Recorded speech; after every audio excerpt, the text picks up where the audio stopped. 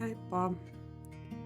Tänään mä ajattelin pikkasen rupatella tässä samalla, mitä mä täällä tänään touhuun. Mulla iskee usein syksyllä semmonen sisustusvimma ja tänään mä ajattelin vähän siivota ja kunnostaa tämmöstä vanhaa kaappia. Mä löysin tosiaan tän kaapin tuolta mun omasta varastosta ja tää on aika huonossa kunnossa. En ajatellut sille mitään kauhean suurta muutosta tehdä, mutta pikkasen putsaan ja otan maaleja pois ja pistän siihen sitten uuden maalin.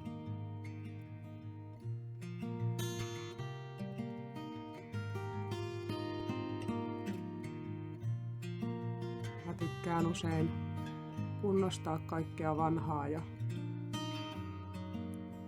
katsoa, tulisiko niistä joku uusi toimiva juttu. Koska mun mielestä on ihan turhaa aina ostaa uutta. Usein vanhat huonekalut on kumminkin tosi hyvin tehtyjä.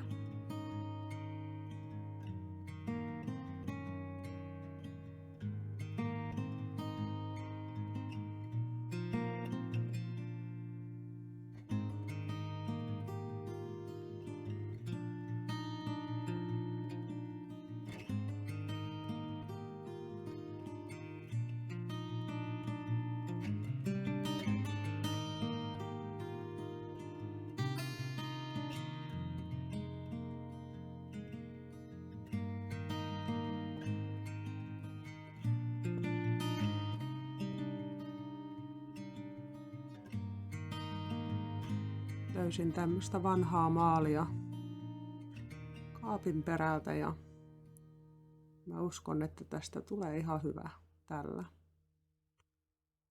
Tää näyttäisi vähän joltain vanhalta kalkkimaalilta, koska tän pinta on hyvin tämmönen matta.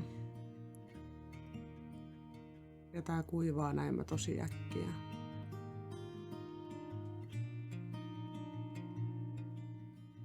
Mulla on keittiössä muutenkin paljon vihreätä väriä, joten tää sopii sinne mun mielestä oikein hyvin.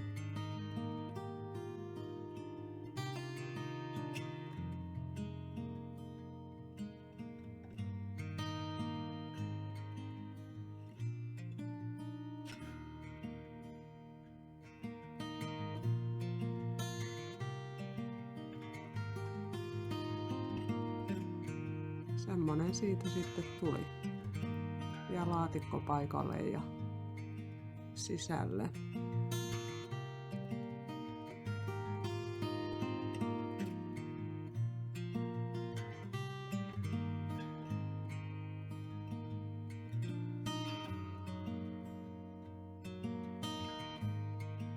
Pöydän pinta on kyllä aika kamalan näköinen, mutta se ei lähtenyt puhtaaksi, joten mä pistän siihen tämmösen viinan vaan päälle.